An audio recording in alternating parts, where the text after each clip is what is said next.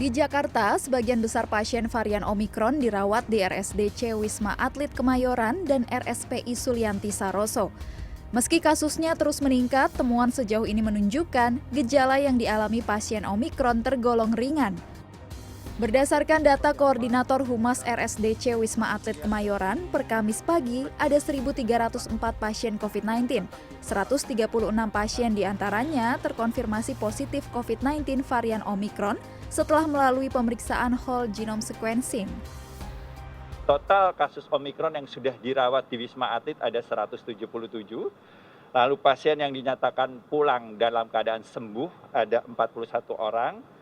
Saat ini dirawat 136 dan mereka adalah berasal dari repatriasi dari Saudi Arabia. Ada perjalanan dari Saudi Arabia ada 40, perjalanan dari Turki ada 38, perjalanan dari Malaysia ada 12, dan perjalanan dari Amerika Serikat ada 11, dan dari Uni Emirat Arab ada 10. Lain-lainnya dari negara lain jumlahnya sekitar di bawah 10. Sementara pasien Omikron lainnya dirawat di Rumah Sakit Penyakit Infeksi Sulianti Saroso. Menurut Direktur RSPI Sulianti Saroso, Muhammad Syahril, pada Kamis siang, sejak ditemukannya kasus Omikron di Jakarta, pihaknya sudah merawat sebanyak 54 pasien yang mayoritas merupakan pelaku perjalanan luar negeri, terdiri dari warga negara Indonesia maupun warga negara asing. Sebanyak 28 pasien masih dirawat, sementara 19 orang lainnya sudah dinyatakan sembuh. Jadi sampai hari ini total pasien Omikron yang konfirmasi itu sebanyak 54. Kemudian 19-nya itu sudah sembuh pulang. Yang masih dirawat sekarang ini adalah 28 orang.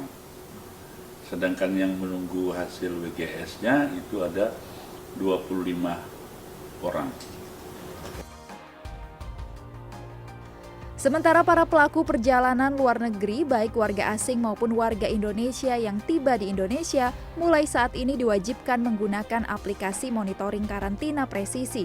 Aplikasi tersebut digunakan sejak mendarat di Bandara Soekarno-Hatta hingga masa karantina selesai. Hal ini dilakukan untuk memperketat pengawasan bagi para pelaku perjalanan dari luar negeri yang melakukan karantina.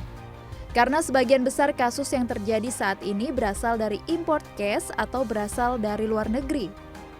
Dan saat ini adalah kemudian bagaimana menguatkan agar pelaksanaan karantina khususnya terhadap 9 pos PPLN, pos PLBP, dan pos lintas batas yang saat ini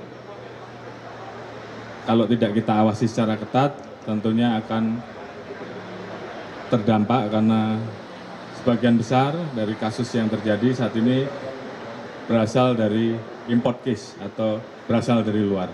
Hanya kurang lebih 15 saat ini yang terkonfirmasi terjadi karena transmisi lokal. Sehingga kita tentunya harus lebih memperkuat. Kali ini kita meluncurkan aplikasi sebagai bagian upaya untuk memperkuat pengawasan. Petugas dapat mengetahui hasil tes PCR, masa karantina, hingga lokasi detail para pelaku karantina.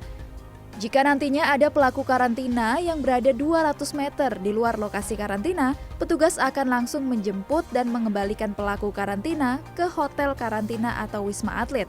Tim Liputan CNN Indonesia.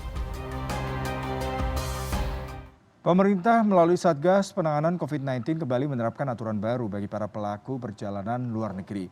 Mulai dari menutup pintu masuk bagi warga negara asing dari 14 negara yang terkonfirmasi adanya varian Omikron, hingga pejabat Indonesia wajib karantina saat pulang dari perjalanan dinas luar negeri.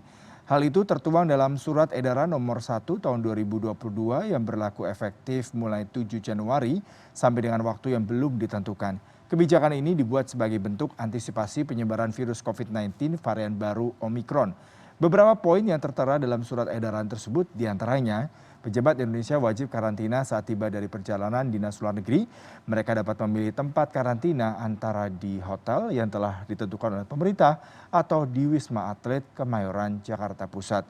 Selain itu, pemerintah Indonesia menutup sementara masuknya warga negara asing, baik secara langsung ataupun transit dari 14 negara yang telah terkonfirmasi adanya varian Omikron.